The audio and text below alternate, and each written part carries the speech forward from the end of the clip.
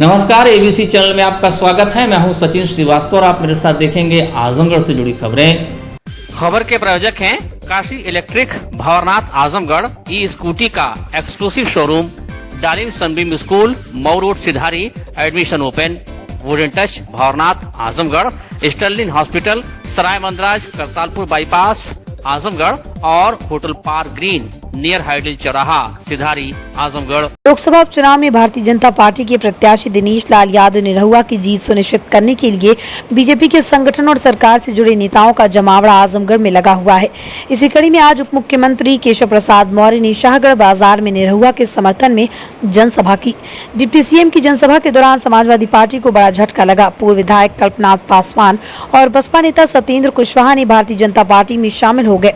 जनसभा को संबोधित करते हुए डिप्टी सीएम ने कहा कि पश्चिमी उत्तर प्रदेश में रामपुर में लोकसभा का उपचुनाव हो रहा है, आजमगढ़ में चुनाव है। कहा कि रामपुर में आजम खान का किला ढह रहा है।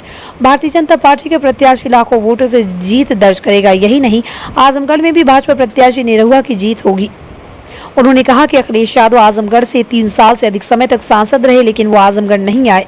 उन्होंने आजमगढ़ के विकास के लिए कुछ नहीं किया, तो छोटे भाई धर्मेंद्र यादव, जिनको बीजेपी ने बदायूं में हराया था, क्या वो आएंगे? उन्होंने कहा कि अखिलेश यादव को इस बात का आभास हो गया कि आजमगढ़ में कमल खिलेगा, इसलिए वो चुनाव प्रचार करने नहीं आए। जनता से अपील की कि भारतीय जनता पार्टी को जिताएं, जिससे कि डबल इंजन की सरकार आजमगढ़ का विकास तेजी से कर सके। उन्होंने कहा कि अखिलेश यादव आजमगढ़ को दिल कहते हैं, लेकिन अगर उनके दिल में आजमगढ़ के लिए कोई जगह होती तो वो सांसद रहते, कुछ करते, काम की डिमांड करते। उन्होंने आज तक एक चिट्ठी किसी भी विभाग को विकास कार्य से संबंधित नहीं लिखी।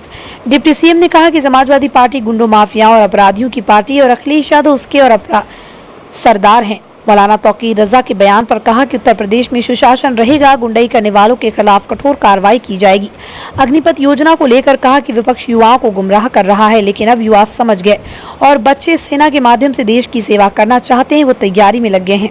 आजमगढ़ में विश्वविद्यालय किसने बनवाया है?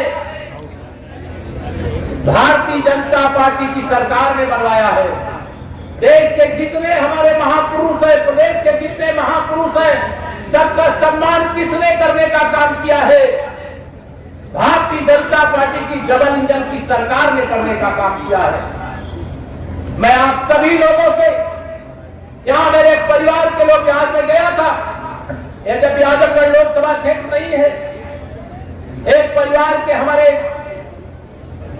2 सदस्यों की पति पत्नी की हत्या करने की एक घटना, मैं पहले वहीं गया और हत्यारों को खोद करके उनको कठोर दंड दिलाने के लिए संकल्प लेकर के भी आया हूं। जो हत्या करने वाला है उसे बचने भी नहीं देंगे, उसके खिलाफ कठोर कार्रवाई करने का काम करेंगे। जी जानते हैं कि वह आजमगढ़ हार रहे हैं, रामपुर हार रहे हैं, इसलिए अभी तक यहाँ मुझे लग रहा है प्रचार करने आए नहीं।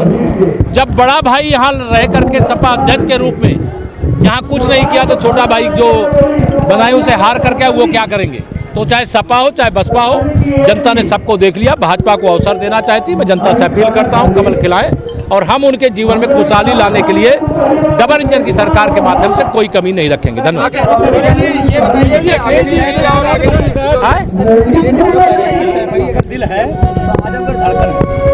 देखिए, श्री अखिलेश यादव जी के दिल में अगर आजमगढ़ के लिए कोई जगह होती तो वह 3.5 साल का लगभग जब सांसद के रूप में समय था तो कुछ करके दिखाते। वो एक चिट्ठी भी नहीं लिखते हैं कभी कि मैं जहाँ का सांसद हूँ या जहाँ का विधायक हूँ वहाँ कुछ काम करवा दिया जाए। वो विकास विरोधी व्यक्ति हैं और समाजवादी पार्टी गुंडों और अपराधियों और माफियाओं की संरक्षक पार्टी है और श्री अखिलेश यादव जी उसके सरदार हैं।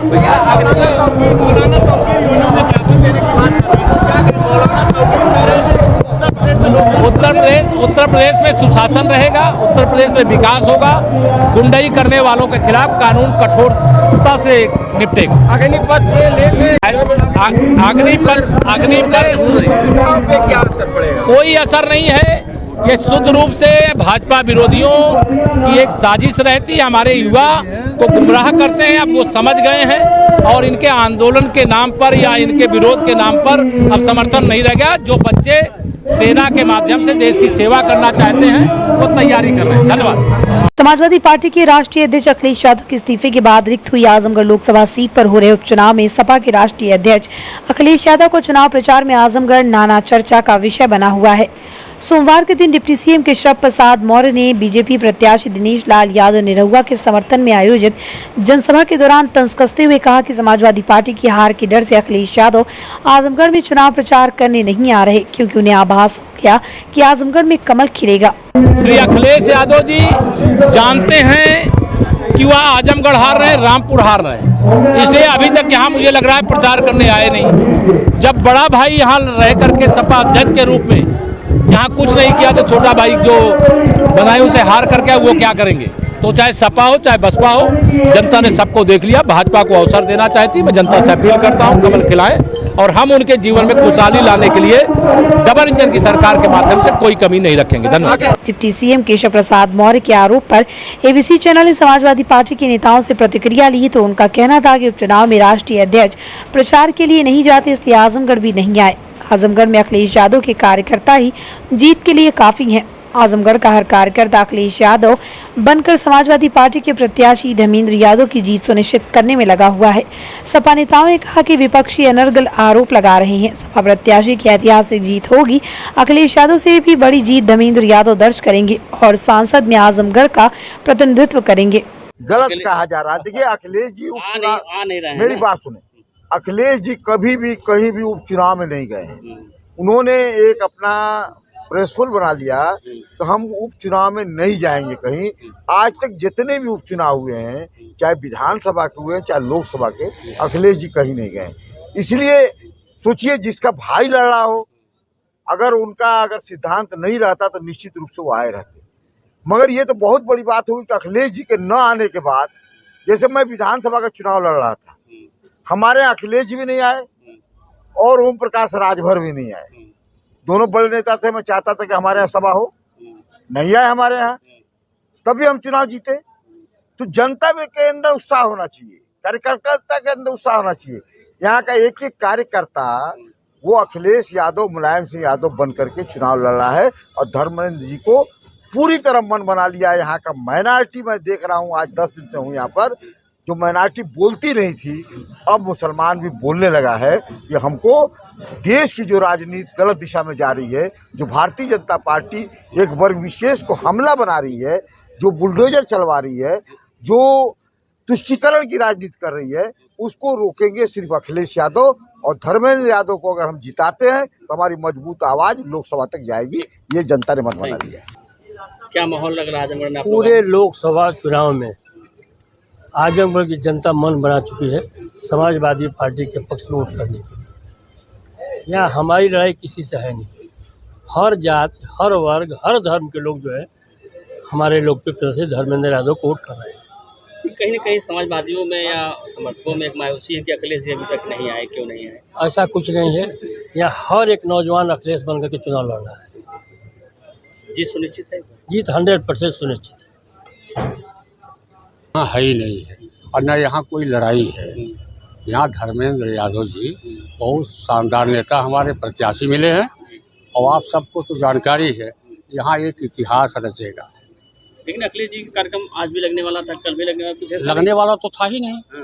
ये तो बिला वजह की चर्चा थी कि राष्ट्रीय अध्यक्ष तो आएंगे। और जब यहाँ मोदी नहीं आए, शाह नहीं आए, तो अखिलेश जी का क्या उचित है? अच्छा, उपचुनाव के नाते नहीं आए? उपचुनाव के नाते कहीं नहीं जाते। तो कैसा माहौल लग रहा है? बहुत शानदार माहौल है। मनोहर, एक रिकॉर्ड बनेगा यहाँ, रिकॉर्ड तोड़ेंगे। जो अखिलेश जी का था, नेताजी का था, वो भी रिकॉर्ड टूट जाएगा। वो तो सपा बसपा गठबंधन में था ना? वो गठबंधन में नहीं। देखिए, आप गठबंधन की बात करें, 19 की बात कर रहे हैं, तब वो गठबंधन था। लेकिन आज गठबंधन नहीं है। और जो 2022 जो था विधानसभा का चुनाव, ये गठबंधन सरकार बनाने की बात थी। यह जो है, ये करो या मरो का नारा के तर्ज पर हम लोग अस्तित्व की लड़ाई है। और यहाँ समाजवादियों का गढ़ है। 10 विधायक हमारे हैं, जीत हमारी सुनिश्चित है। इसमें कोई दो राय निहार नहीं रहुआ, जमाली का कोई मतलब नहीं रहेगा। ये देख लीजिए। आजमगढ़ में जो माहौल चल रहा है बहुत ही शानदार और जानदार माहौल है। आपको यहाँ से एक ऐतिहासिक जीत होगी यहाँ की, और कम से कम जो आंधी चल रही है, सुनामी की लहर चल रही है, वो 4 लाख से 4.5 लाख की लीड होगी। और एक ऐतिहासिक संदेश तवारीख में लिखा जाएगा। ये तो आजमगढ़ कार्यकर्ताओं में मायूसी है कि कार्यकर्ताओं में जोश भरा हुआ है। यहाँ का हर कार्यकर्ता खुद राष्ट्रीय अध्यक्ष अखिलेश यादव जी खुद बनकर लड़ रहे हैं। सारे कार्यकर्ता एक जोश है, उत्साह है, और मैंने जैसा कि बताया कि एक सुनामी लहर चल रही है, आपको देखने को मिलेगी। 23 तारीख को सब सामने आ जाएगा। 26 तारीख को रिजल्ट आपको दिखाई देगा। 4.5 लाख मत से आपको हमारा प्रत्याशी विजयी होगा। राष्ट्रीय उलमा काउंसिल ने आजमगढ़ उपचुनाव में बसपा प्रत्याशी शाह आलम गुड्डू जमाली को समर्थन दिया। इसका ऐलान गुड्डू जमाली व राष्ट्रीय उलमा काउंसिल के पदाधिकारियों ने आज आयोजित संयुक्त प्रेस वार्ता में किया। प्रेस को संबोधित करते हुए पार्टी प्रवक्ता तलहा रशादी ने कहा कि राष्ट्रीय उलमा काउंसिल इस चुनाव में भाग नहीं ले रही और हम तटस्थ थे, पर पिछले चंद दिनों में जिस प्रकार से भाजपा व सपा द्वारा तुष्टीकरण और ध्रुवीकरण का माहौल बनाया जा रहा और पूरे आजमगढ़ में दोनों दलों के बाहरी नेताओं ने जमघट लगाया हुआ है, इससे एक बार फिर ये साफ है कि सपा भाजपा दोनों दलों के लिए इस चुनाव में स्थानीय विकास कोई मुद्दा ही नहीं। साथ ही बाहरी प्रत्याशियों को लड़ाकर दोनों दल अपना आजमगढ़ को पॉलिटिकल टूरिज्म का अड्डा बना रहे हैं। क्या आजमगढ़ में कोई ऐसा नेता नहीं है इन दलों के पास जो आजमगढ़ का नेतृत्व कर सके? या दोनों दल राहुल सांस्कृतायन व अल्लामा शिबली नुमानी की सरजमी को राजनीतिक तौर पर रंजर व बाहरी नेताओं के लिए राजनीतिक नर्सरी बनाना चाहते हैं? उन्होंने सवाल किया कि जिस तरह से आज सपा भाजपा के सारे बड़े और बाहरी नेता आजमगढ़ में नजर आ रहे हैं, वो तब कहा थे जब बिलरियागंज में हमारी माँ बहनों पर लाठियां बरस रही थी, या जब कोरोना काल में हमारे लोग ऑक्सीजन के लिए तरस रहे थे। आज चुनाव में सपा भाजपा के लोग आजमगढ़ की आवाम के मसीहा बन रहे हैं। इन हालात में आजमगढ़ की आवाम की मांग पर और आजमगढ़ के सम्मान व अस्मिता के लिए पार्टी ने फैसला किया है कि इस चुनाव में बसपा प्रत्याशी गुड्डू जमाली का समर्थन करेंगे। आज आजमगढ़ की जनता एक साफ सुथरी छवि वाले स्थानीय नेता को अपना प्रतिनिधि बनाना चाहती है ताकि हवाई बातों के बजाय क्षेत्र का विकास हो सके और उनका नेता उनके सुख दुख में खड़ा रहे। उन्होंने कहा कि 2017 के विधानसभा चुनाव में हमने बसपा से रणनीतिक गठबंधन किया था और हमारे सहयोग से बसपा जिले में 4 सीट जीती थी और उम्मीद करते हैं कि इस बार फिर जनता उसी तरह हमारा साथ देगी और आजमगढ़ जीतेगा। आप जानते हैं कि इस वक्त चुनाव समर चल रहा है और आजमगढ़ में एक बाई इलेक्शन हो रहा है और उसी की गहमा गहमी है। राष्ट्रीय उलमा काउंसिल, आप सभी लोग जानते हैं कि इस चुनाव में हम लोग डायरेक्ट पार्टिसिपेट नहीं कर रहे हैं, हम भाग नहीं ले रहे हैं। तो अभी तक हम लोग तटस्थ थे इस चुनाव में और 3 पार्टियां यहाँ चुनाव लड़ रही थी। पर पिछले 3-4 दिनों में जो जनपद का एक माहौल बनाया गया और जिस तरह से जनपद को एक पिकनिक स्पॉट के तौर पर बना दिया गया है और उसके बाद फिर जो एक माहौल बना हुआ उसमें आप देख रहे हैं कि समाजवादी पार्टी जहाँ मुसलमानों को भ्रमित करने के लिए मुसलमानों के बीच मुसलमानों के मसीहा बनने की कोशिश कर रही है, वहीं भारतीय जनता पार्टी हिंदू समाज की मसीहा बनने की कोशिश कर रही है। और जिस तरह का आज अखबारों में एक हेडिंग भी आई, भारतीय जनता पार्टी की कल रैली थी योगी जी की, उस पर उसके बाद समाजवादी पार्टी की लगातार जो एक माहौल बनाने की कोशिश हो रही है पूरे प्रदेश से मुस्लिम नेताओं को बुलाकर यहाँ पर, तो एक बात का एहसास हुआ क्योंकि हम जनपद वासी हैं, इस जनपद के निवासी, यही हमारी जन्मभूमि, यही कर्म भूमि है। तो हम लोगों को महसूस हुआ कि जब जनपद की हर समस्याओं में हम लोग ज़मीन की लड़ाई लड़ते हैं, तो यहाँ जो चुनाव हो रहा है और लोकसभा का चुनाव हो रहा है जहाँ पे जनपद की आवाज़ दिल्ली के सदन में रखी जाएगी, तो ऐसे में ये बहुत ज़रूरी होता है कि जो जनपद के हालात हैं उसको सामने लाया जाए। यहाँ जो भाजपा के प्रत्याशी हैं आप जानते हैं कि वो भी बाहरी हैं, यहाँ जो सपा से प्रत्याशी हैं आप जानते हैं वो भी बाहरी है, और पिछले 2 चुनावों में लगातार जो बाहरी लोग यहाँ पर आकर हुक्मरानी कर रहे हैं हमारे ऊपर, तो ये एक प्रतीत होता है कि अल्लामा शिबली नुमानी की सरजमीन, राहुल सांकृत्यायन की सरजमीन, जो जहाँ बड़े बड़े बुद्धिजीवी थी 1857 के गदर में यहाँ पे सबसे पहले क्रांति हो गई, लोग जेल गए, तो आजमगढ़ सरजमीन जिसने देश में लगातार हर तरह, चाहे बुद्धिजीवी तबका हो, चाहे क्रांतिकारी हो, चाहे बड़े बड़े नेता यहाँ से पैदा हुए, मैं नाम लूँ तू थक जाऊँगा नाम लेते लेते, उस धरती पर क्या कोई लोकल लीडरशिप नहीं है? क्या हमारे बीच कोई ऐसा नेता नहीं है जो हमारा प्रतिनिधित्व कर चुके? क्या आजमगढ़ में, या फिर या तो एक ही साजिश है कि आजमगढ़ के नेतृत्व को, आजमगढ़ के लोकल नेताओं को, आजमगढ़ के राजनीति को ख़त्म करने के लिए, उसके नेताओं को, उसके टैलेंट को ख़त्म करने के लिए साजिश रचा जा रही है? तो ऐसे माहौल में हम लोगों को ये प्रतीत हुआ कि जब पिकनिक स्पॉट बना दिया गया है और एक पोलराइजेशन और तुष्टीकरण की राजनीति की जा रही है, तो हमने देखा कि हमें आना पड़ेगा सामने जनपद की आवाज़ उठाने के लिए। और जब इन 3 प्रत्याशियों में आप किसी भी तरह से जब एक मुआवजा करेंगे, एक एनालिसिस करेंगे, तो आपको प्रतीत होगा कि अगर कोई लोकल प्रत्याशी यहाँ पर है तो गुड्डू जमाली साहब हैं। उनकी अगर आप सामाजिक सेवाओं को आप देखें, उनके योगदान को देखें, विधायक रहते हुए उन्होंने अभी कोरोना काल का मामला आया, अखिलेश यादव जी राष्ट्रीय अध्यक्ष हैं, हमारे सांसद थे, पर तमाम पूरा जनपद इस बात की इस कमी को महसूस करता रहा है कि जब ज़रूरत पड़ी, जब लोग तड़प रहे थे दवाओं के लिए, ऑक्सीजन के लिए, हम लोग लगातार जो ऑक्सीजन के प्लांट थे वहाँ पर रिलीफ का काम कर रहे थे, सदर अस्पताल में काम कर रहे थे, तो हम लोग लगातार समन्वय बना हुआ था। जमाली साहब ने जिस तरह से यहाँ पे ऑक्सीजन के लिए काम किया और तमाम राशन का वितरण किया, तो ये नहीं कि ये सिर्फ मुबारकपुर में कर सकते थे, पूरे जनपद में इन्होंने लोगों के काम आए। तो जब हमारे बीच में एक लोकल नेता है, लोकल लीडरशिप की बात है, जो हमारा पड़ोसी भी है, हमारी आवाज़ उठा सकता है, तो नैतिकता के आधार पर, मानवीय संवेदनाओं के आधार पर हमें ये प्रतीत हुआ कि इन हालात में ये हमारा फर्ज बनता है कि हम गुड्डू जमाली साहब के समर्थन में खड़े हों, उनका साथ दें। तो हम लोगों ने ये फैसला किया है कि राष्ट्रीय उलमा काउंसिल, उसके तमाम कार्यकर्ता, यहाँ हमारे तमाम पदाधिकारी, हमारे प्रदेश अध्यक्ष ठाकुर अनिल सिंह जी बैठे हुए हैं, हमारे जिला अध्यक्ष हाफिज नुमान साहब बैठे हुए हैं, जिला प्रभारी हाजी शकील साहब बैठे हुए हैं, राम कुमार कन्नौजिया जी बैठे हुए हैं, तमाम कार्यकर्ता सबने ये फैसला किया है मुश्तरका तौर पे कि इस चुनाव में हम जनपद के लाल के लिए, जिसने जनपद के हर दुख सुख दुख में खड़ा होकर जनपद के लोगों की सेवाएं की हैं, आवाम की सेवा की है, उसका हम सपोर्ट करेंगे। और यही जनपद की आवाम की मांग है, ये उनके दिलों की मांग है। हमने लगातार सर्वे किया, क्योंकि हम चुनाव में तटस्थ थे, तो हमने लोगों के बीच में हर वर्ग से, हर चाहे वो किसी जाति धर्म के लोगों से ये बात की, उनसे उनके दिल का हाल जानना चाहा, तो सबकी ये एक तरफा राय थी कि गुड्डू जमाली साहब को सपोर्ट किया जाए, क्योंकि उन्होंने साबित किया है। इसलिए ये फैसला राष्ट्रीय उलमा काउंसिल ने लिया है कि इस चुनाव में, लोकसभा के बाई इलेक्शन में हम गुड्डू जमाली साहब के साथ हैं हर तरह से उनको, और हमें इस बात का पूरा यकीन है कि चुनाव ये जीत कर आएंगे। और जो एक मुस्लिम समाज में एक भ्रम फैलाने की कोशिश की जा रही थी, मैं समझता हूं कि आज के समर्थन से वो तमाम भ्रम खत्म हो जाएंगे, और अन्य समाज जो साथ में चल रहा था, वहां पे एक मैसेज देने की ये कोशिश की जा रही है कि मुस्लिम समाज इनसे भाग रहा है। जहां मुस्लिम समाज भी मजबूती से साथ खड़ा होगा, साथ ही साथ जो अन्य समाज है, चाहे वो फॉरवर्ड के लोग हों, चाहे वो बैकवर्ड के लोग हों, चाहे एससी समाज के लोग हों, सब लोग मजबूती से आएंगे। और मुझे इस बात का पूरा यकीन है कि 23 तारीख को जो वोटिंग पड़ेगी, तब भी आपको ये एहसास होगा, और 26 को जो नतीजा आएगा उसमें भी इस बात का एहसास होगा कि आजमगढ़ जनपद का लाल आजमगढ़ का प्रतिनिधित्व करेगा, क्योंकि यही आजमगढ़ की जनता की मांग है। प्रेस वार्ता को संबोधित करते हुए गुड्डू जमाली ने कहा कि मैं राष्ट्रीय उलमा काउंसिल के राष्ट्रीय अध्यक्ष बड़े भाई मौलाना अमीर रशादी साहब का शुक्रिया अदा करना चाहता हूं कि उन्होंने अपने समर्थन हमें दिया। काउंसिल का जिले में बहुत अच्छा जनादेश है और उनके वोटर पक्के हैं। मैं निश्चित हूं कि आज की इस घोषणा ने हमारी जीत को सुनिश्चित कर दिया है। पिछले दिनों में एक प्रोपेगेंडा के तहत लोगों को भ्रमित करने की जो कोशिश की गई, जिसके कारण जो लोग भी अब तक थोड़ा बहुत भ्रमित थे, उन सब का भ्रम आज दूर हो जाएगा। मुझे यकीन है कि मैं फिर चुनाव जीत रहा हूं। मैं यही का हूं और यहीं रहूंगा, और जीत के बाद भी अपने लोगों की सेवा और विकास में समर्पित रहूंगा। इस मौके पर बसपा के कोऑर्डिनेटर डॉक्टर मदन राम, मंडल प्रभारी अश्विनी कुमार व अन्य पदाधिकारी उपस्थित रहे।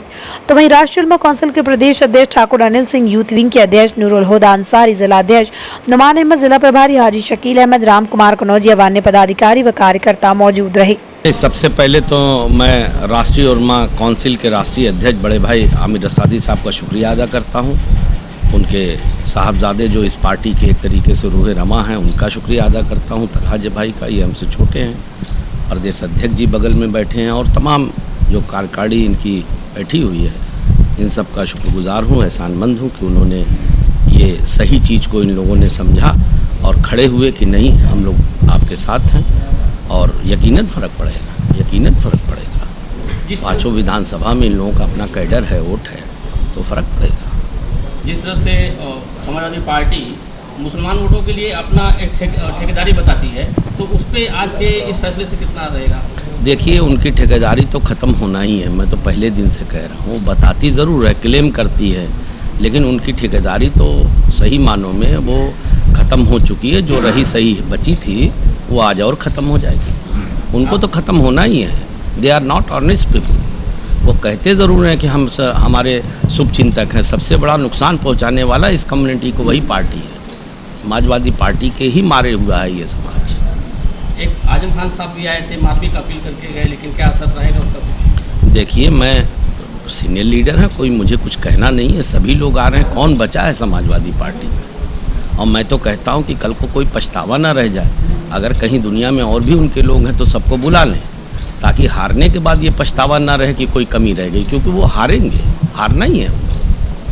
आपने सर बोला था कि समाजवादी पार्टी प्रधानी का चुनाव नहीं जीत पाएगी, तो क्या? सही है, हमारे समाज के दम पे 5% की मैं देखिए जातिगत वो नहीं करता, लेकिन अब जब आप बेस और जाति का नाम लेते हैं तो कितनी आबादी है उसका जो बेस कहते हैं, उसमें से भी 3% लोग भाजपा को वोट देते हैं, तो कैसे जीत सकती है? जिस हिसाब से वहाँ पोलराइजेशन करने के लिए अबू आसिफ साहब को लाया गया और उनका बयान भी बड़ा अनर्गल रहा आपके खिलाफ। देखिए वो क्या बोलते हैं वो उनका अपना संस्कार है, मैं किसी का मुंह तो नहीं बोल सकता, पकड़ सकता है, ये तो उनकी अपनी रिस्पॉन्सिबिलिटी और जिम्मेदारी है। मैं बार बार कहता हूँ कि लोकतंत्र में वैचारिक मतभेद होते हैं, निजी दुश्मनी नहीं होती, इसलिए बोलने से पहले तोल मोल के बोलना चाहिए, लेकिन वो उनका संस्कार है। अब मैं उस पर ज़्यादा बात नहीं करना चाहता, लेकिन ये बात तय है कि वो कितना भी पोलराइजेशन कर लें, मैं धर्म जाति के नाम पे वोट नहीं मांगता। शाह आलम गुड्डू जमाली इस ज़िले का बेटा है, सभी धर्मों के लोग मुझे प्यार करते हैं और मेरा दिल इस बात से बहुत भावुक हो जाता है, जितना मुझे मुस्लिम प्यार करता है उतना ही मेरे हिंदू भाई प्यार करते हैं। मैं खाली मुस्लिम भाइयों के वोट से नहीं जीतूँगा, मुझे हिंदू भाई जिताएगा, आप देखिएगा मुझे हर तरफ से वोट मिलेगा। जनपद के पांडे बाजार स्थित श्री सनातन धर्म संस्कृत कॉलेज के प्रांगण में उत्तर प्रदेश संस्कृत संस्थान लखनऊ द्वारा संचालित निःशुल्क त्रैमासिक पौरोहित्य प्रशिक्षण शिविर का शुभारंभ हुआ, जिसमें मुख्य अतिथि के रूप में पधारे पूर्वांचल के जाने माने विद्वान पंडित राम पलट उपाध्याय मौजूद रहे। उन्होंने बताया कि 16 संस्कार आदि के कार्य में प्रशिक्षित पौरोहित्य की अति आवश्यकता होती है, इसलिए बिना प्रशिक्षण के पौरोहित नहीं बना जा सकता। इसी क्रम में पौरोहित्य प्रशिक्षक पंडित शुभम उपाध्याय की प्रशंसा करते हुए उन्होंने कहा, जो जिम्मेदारी संस्थान ने उन्हें दी है उसे निभाने में वो पूर्ण रूप से सक्षम है। संस्कृत संस्थान द्वारा विगत 2 वर्षों से चलाए जा रहे पौरोहित्य प्रशिक्षण के अनेक विद्यार्थी लाभान्वित हुए हैं। विशिष्ट अतिथि के रूप में पधारे साहित्य जगत के परम विद्वान डॉक्टर वेद प्रकाश उपाध्याय ने कहा कि डूबते हुए कर्मकांड को संस्कृत संस्थान ने पतवार बनकर उद्धार करने का कार्य किया है। विद्यालय के प्राचार्य तथा केंद्र अध्यक्ष आनंद उपाध्याय ने प्रशिक्षक एवं संस्थान की अनेक प्रकार से प्रशंसा की। इस मौके पर पंडित प्रमोद उपाध्याय, विशाल उपाध्याय, वेद प्रकाश पांडे, माधव पांडे, अमूल मरासिनी, शिवाश्रय, महिमा आशुतोष, ऋषभ, कृपामणि तिवारी आदि मौजूद रहे। कि कार्यक्रम की बात की जाए तो उत्तर प्रदेश संस्कृत संस्थान द्वारा चलाए जा रहे निःशुल्क त्रैमासिक पौरोहित्य प्रशिक्षण केंद्र का आज आजमगढ़ जनपद में शुभारंभ हुआ है। जैसा कि हम सहृदय धन्यवाद देना चाहेंगे उत्तर प्रदेश संस्कृत संस्थान का, जो आज पौरोहित्य कर्म को बढ़ावा देने के लिए, उत्थान करने के लिए जो आज ऐसा बीड़ा उठाया है, उसके लिए सहृदय धन्यवाद। यहाँ तक कि पूरे प्रदेश में अनेकानेक जनपदों में जो आज 2 वर्षों से चली आ रही पौरोहित्य प्रशिक्षण का शिविर, जिससे अनेकानेक विद्यार्थी लाभान्वित होकर के अपने परिवार की जीविका चलाने में आज सफल की तरह कदम बढ़ा रहे हैं। और जैसा कि आज हमारे पूर्वांचल के उद्भट विद्वान एवं संस्कृत के विद्यालय के प्राचार्य विशिष्ट और अतिथि के रूप में आज पधारे हुए थे, जिसमें आजमगढ़ के समस्त सम्मानित व्यक्तित्व जिनका परिचय ऐसे महापुरुष भी आज इस पौरोहित्य प्रशिक्षण केंद्र में सम्मिलित होकर के आज सभी लोगों ने उसका लाभ उठाया और साथ ही साथ आज सभी लोगों ने खाई है कि आज पौरोहित्य प्रशिक्षण को बढ़ावा देने के लिए हम अथक प्रयास करते। पौरोहित्य प्रशिक्षण का जो केंद्र खुला है उसके हम संयोजक हैं। पौरोहित्य प्रशिक्षण केंद्र जो है पौरोहित्य के क्षेत्र में जो लोग काम करने वाले हैं, काम करना चाहते हैं, उनके लिए पौरोहित्य के संबंध में विशेष प्रशिक्षण का कार्यक्रम उत्तर प्रदेश संस्कृत संस्थान चल रहा है। मेरा ऐसे प्रशिक्षण प्राप्त करने वाले लोगों से अनुरोध है कि यहाँ जो यह कार्यक्रम निःशुल्क चल रहा है, इसमें प्रशिक्षण प्राप्त करने के लिए लोग आवें और संस्कृत और कर्मकांड का जो उद्देश्य है कि लोग अच्छे से ढंग से प्रशिक्षित होकर के और इस क्षेत्र में जो अच्छे ढंग से काम करें, उसको पूरा करने में अपने को सफल बने और इस कार्यक्रम को सफल बनावें, यह इस सरकार का, प्रदेश सरकार को हम धन्यवाद देते हैं कि वो इस तरह के कार्यक्रम चला करके संस्कृत के उत्थान में अपना योगदान करने का काम कर रही है और संस्कृत के लोगों को इस क्षेत्र में आगे बढ़ाने का काम कर रही है। इसलिए हम सरकार को भी धन्यवाद देना चाहते हैं और यहाँ के लोगों से अपील भी करते हैं कि ज़्यादा से ज़्यादा लोग यहाँ आकर के प्रशिक्षण प्राप्त करें। आजमगढ़ की रण में सपा भाजपा अपने धुरंधरों को उतार दी है। चुनाव प्रचार मंगलवार शाम 5 बजे थम जाएगा। वहीं सपा के दिग्गज सपा प्रत्याशी धर्मेंद्र यादव को चुनाव जिताने में लगे हुए हैं और भाजपा प्रत्याशी दिनेश लाल यादव निरहुआ को जिताने के लिए सभी भाजपा के पदाधिकारी जिले में डेरा डाले हुए हैं। आज एमएलसी प्रांशु द्विवेदी ने प्रेस कॉन्फ्रेंस कर समाजवादी पार्टी को आड़े हाथों लिया। एमएलसी ने भाजपा के प्रत्याशी दिनेश लाल यादव और निरहुआ को जीत का दावा किया। उन्होंने कहा कि मैं इटावा क्षेत्र से एमएलसी हूँ, उसे भी समाजवादी पार्टी का मजबूत किला कहा जाता है। वो किला ढह चुका है। अभी हुआ आजमगढ़ की अभी तक समाजवादी पार्टी को गढ़ कहते थे, अब वो भारतीय जनता पार्टी का गढ़ हो जाएगा। आने वाला वक्त बताएगा। अग्निपथ पर एमएलसी ने कहा कि युवाओं को बरगलाया जा रहा है, भटकाया जा रहा है। वो सरकार है जो भारत की सीमाओं को सुरक्षित व भारत मजबूत करना चाहती है। इससे पिछली जो सरकार थी सेना का मनोबल गिराती थी और भारतीय जनता पार्टी सरकार युवाओं के लिए सहज और चिंतित है। आजमगढ़ जिले के दौरे पर पहुंची भाजपा युवा मोर्चा के प्रदेश अध्यक्ष इटावा फर्रुखाबाद क्षेत्र से एमएलसी प्रांशु दत्त द्विवेदी ने कहा कि इस बार आजमगढ़ का किला ढहेगा। भाजपा नेता का कहना है कि जिस तरह का उत्साह दिख रहा है और जिले के युवा मोर्चा के कार्यकर्ता उत्साह के साथ खड़े और इस बार का लोकसभा चुनाव भाजपा जीतेगी। लोग विकास के नाम पर वोट देंगे, हमें जिले की जनता पर पूरा भरोसा है। अग्निपथ के सवाल पर भाजपा नेता का कहना है कि देश में तमाम ऐसी ताकतें हैं जो हर विषय पर लगातार केंद्र सरकार और नरेंद्र मोदी का विरोध करती हैं। हथियार खरीदे जा रहे हैं, हेलीकॉप्टर खरीदे जा रहे हैं। सरकार अग्निपथ के माध्यम से रिजर्व फोर्स तैयार कर रही है। दुनिया के तमाम देश इस दुनिया को अपना रोल मॉडल मान रहे हैं। भाजपा नेता प्रांशु दत्त द्विवेदी ने युवाओं को नसीहत देते हुए कहा कि अग्निपथ के नाम पर युवा किसी के बहकावे में न आए। पूर्व की सरकार सेना का मनोबल गिरा रही थी, भारत की सेना के लिए निर्णय के साथ आए। भाजपा नेता का कहना है कि मैं इटावा फर्रुखाबाद क्षेत्र का एमएलसी हूं। उस क्षेत्र को सपा का किला और गढ़ माना जाता था, वो किला ढह चुका है। इस बार आजमगढ़ का ये किला और गढ़ ढह जाएगा और भाजपा का गढ़ बन जाएगा। भाजपा नेता प्रांशु दत्त द्विवेदी का कहना है कि जिले की जनता इस बार राष्ट्रवाद के नाम पर वोट देगी। इस बार के उपचुनाव में जातिगत बंधन टूटेंगे, जिससे जिले की जनता विकास के साथ जुड़ सके। देखिए, जैसा उत्साह हम भारतीय जनता पार्टी कार्यकर्ताओं में देख रहे हैं, तो पूरा कार्यकर्ता जुटा हुआ है और जबरदस्त उत्साह के साथ हर बूथ पर जा रहा है। तो मुझे पूर्ण विश्वास है भारतीय जनता पार्टी इस लोकसभा चुनाव में जीतेगी। जिस तरह 2022 का विधानसभा चुनाव है, 10 विधानसभा सीटें हैं, सभी पर समाजवादी पार्टी की जीत हुई है। क्या लगता है लड़ाई कितनी कांटे की है? नहीं, निश्चित तौर पर लड़ाई है और विधानसभा में भी यहाँ समाजवादी पार्टी जीती, ये बात भी सत्य है। लेकिन अब जिस प्रकार का उत्साह है, क्योंकि उस समय तो बहुत से लोग इस कन्फ्यूजन में थे कि सरकार भी समाजवादी पार्टी की आ रही है, लोग अब भाजपा से जुड़ना चाहते हैं। भाजपा की सरकार है, विकास के रास्ते पर चलना चाहते हैं। आम जनता भारतीय जनता पार्टी से जुड़ना चाहती है और मुझे पूर्ण विश्वास है कि यहाँ पर भारतीय जनता पार्टी लोकसभा चुनाव जीतेगी। ना ये है कि कुछ पुलिस के अधिकारी जो हैं वो आश्वस्त थे कि ऐसा नहीं होगा, प्रदेश में जल्दी ऐसी कोई घटना होती नहीं है, लेकिन इस बार कुछ हुआ। लेकिन पुलिस ने तुरंत तत्परता से कार्रवाई करके उस पर नियंत्रण भी पाया है और प्रदेशों के मुकाबले आप देखेंगे हमारा प्रदेश जो है पूरी तरह सुरक्षित है। अब देखिए, इसमें मैं देखता हूं कि तमाम सारी ऐसी ताकतें हैं जो हर विषय पर केंद्र सरकार और मोदी जी का विरोध करती हैं। निश्चित तौर पर सेना में लगातार रिफॉर्म हो रहे हैं। सेना नए आधुनिक हथियार खरीद रही है, नए हेलीकॉप्टर हवाई जहाज खरीद रही है और सेना के ही लोग ये चाहते हैं, सेना के वरिष्ठ अधिकारी चाहते हैं कि सेना में औसत आयु कम हो। देखिए, ये इस अग्निपथ के माध्यम से देश में एक रिजर्व फोर्स तैयार होगी और इसमें अग्निपथ में जो जवान सीख के जाएंगे, आगे चलकर वो प्रदेशों की सेनाओं में, पैरामिलिट्री फोर्सेस में भी होंगे। तो आवश्यकता पड़ने पर एक रिजर्व फोर्स, जितनी परमानेंट सेना है उतने उससे ज़्यादा सेना हमारे पास रिजर्व में होगी और तमाम देश इस मॉडल को अपना रहे हैं। भारत भी उस क्षेत्र को भी समाजवादी पार्टी का किला और मजबूत घर माना जाता था, वो किला ढह चुका है और अब युवा मोर्चा जो है वो अपनी दम पर, ये आजमगढ़ भी जो अभी तक लोग समाजवादी पार्टी गढ़ कहते थे, ये आने वाले समय में भाजपा गढ़ हो जाएगा। ये चुनावी नतीजे बताएंगे।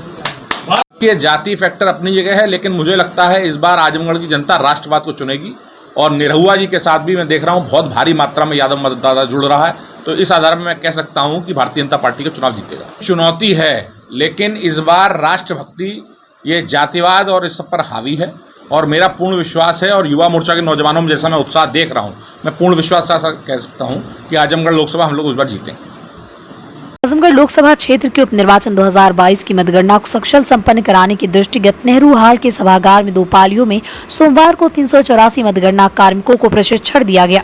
प्रशिक्षण में अपर जिलाधिकारी प्रशासन अनिल कुमार मिश्र ने बताया कि 26 जून को मतगणना दिवस पर सभी मतगणना कर्मी प्रातः 6 बजे तक मतगणना स्थल पर रिपोर्ट करेंगे। उन्होंने बताया कि एक मतगणना टीम ने एक मतगणना सुपरवाइजर, एक मतगणना सहायक, एक माइक्रो ऑब्जर्वर, एक चतुर्थ श्रेणी कर्मचारी होंगे। उन्होंने कहा कि मतगणना स्थल पर किसी भी व्यक्ति को मोबाइल के साथ प्रवेश नहीं करने दिया जाएगा।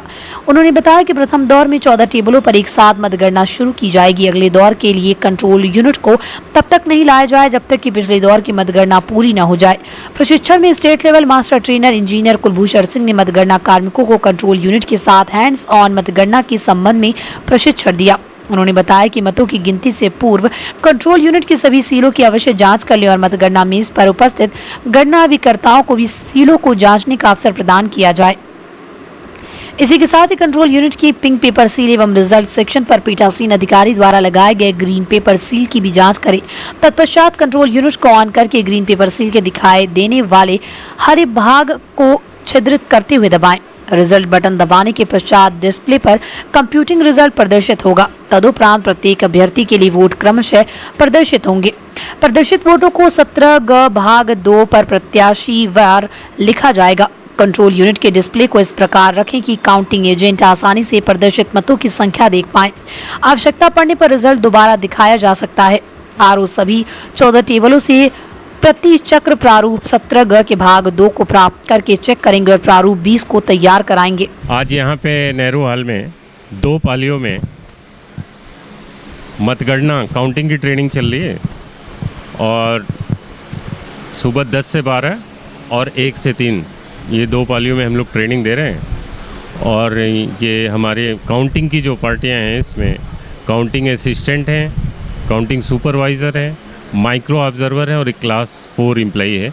ये प्रथम आज इनकी ट्रेनिंग है और इसमें इनको विस्तार से काउंटिंग में क्या क्या करना है मशीन के साथ हैंड्स ऑन ट्रेनिंग दे रहे हैं कि कैसे कंट्रोल यूनिट इनको मिलेंगी और उस पे ऊपर एड्रेस टैग पे बूथ नंबर वगैरह सब जांच लेना है। जिस बूथ की गणना होनी है वही मशीन आई है ऐसा इनको चेक करना है। सबसे पहले ऊपर ही, उसके बाद बॉक्स खोलना है।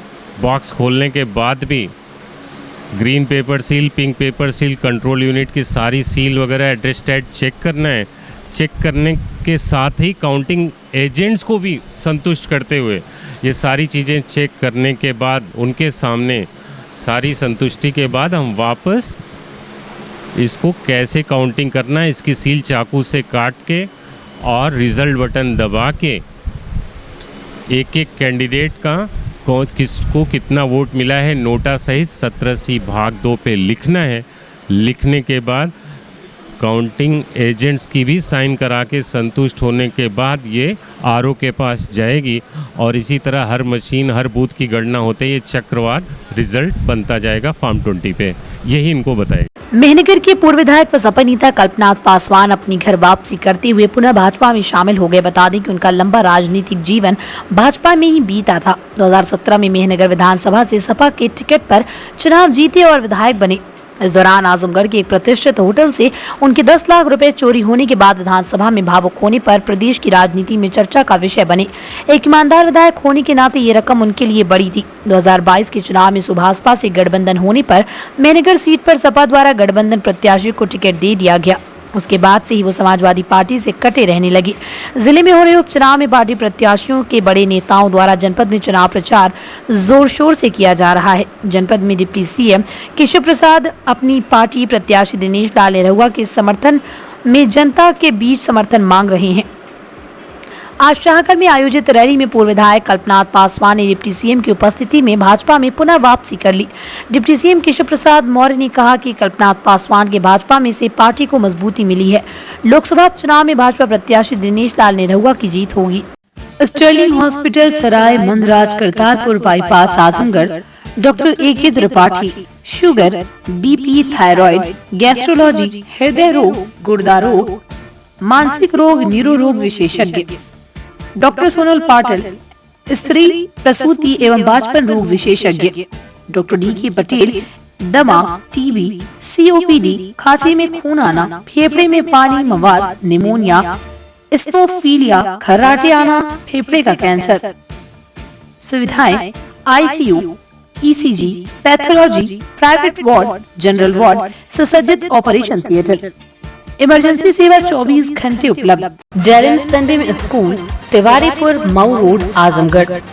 Admission open for new session, play group 2 class 9। Special features, smart class available, science, computer lab and library, indoor and outdoor sports facilities, experienced teachers, monitoring with CCTV camera, transport facility. Give your child a quality education. Dalim Sunbeam School, Tiwaripur, Mau Road, Azamgarh. Wooden touch Bhanwarnath Azamgarh, a complete hardware store. हमारे यहाँ branded plywood, flush door, designer door, PVC door, formica, fancy hardware, kitchen की chimney एवं modular kitchen की exclusive range उपलब्ध। अपने आशियाने में लगाइए 4 चांद, पहुंचिए wooden touch Bhanwarnath Azamgarh. Hotel park green hydel Chauraha, Sidhari, Azamgarh. स्वच्छ और आरामदायक AC and non AC rooms, 24 hour room service, north Indian, south Indian, Chinese, Italian, veg and non veg लजीज और जायकेदार व्यंजन उचित रेट पर उपलब्ध। शादी, विवाह, engagement, marriage anniversary, birthday party के लिए लार्ज बैंक्वेट हॉल, मीटिंग और सेमिनार के लिए कॉन्फ्रेंस हॉल। आपकी खुशियों में लगाए 4 चांद। Hotel park green hydel Chauraha, Sidhari, Azamgarh. Kashi Gomti ग्रामीण निधि लिमिटेड की नई सौगात। Kashi electric, Shri Gandhi Gurukul inter college Bhawarnath के सामने इलेक्ट्रिक स्कूटी का भव्य शोरूम। पेट्रोल का खर्चा जाइए भूल, तय करिए कम बजट में पोल्यूशन फ्री लंबा सफर। देश में इलेक्ट्रिक स्कूटी की सबसे अनुभवी कंपनी हरियाणा की विनिंग फ्यूल्स मोबिलिटी की स्कूटी में मिलेगा आपको लो speed, high speed scooty, super comfort, sustainable seat के साथ अच्छी लाइटिंग फीचर्स। सुनहरा अवसर, खरीदें ये स्कूटी और पाएं निश्चित उपहार। ई स्कूटी की अपार सफलता के बाद जल्द आ रहा है इलेक्ट्रिक बाइक।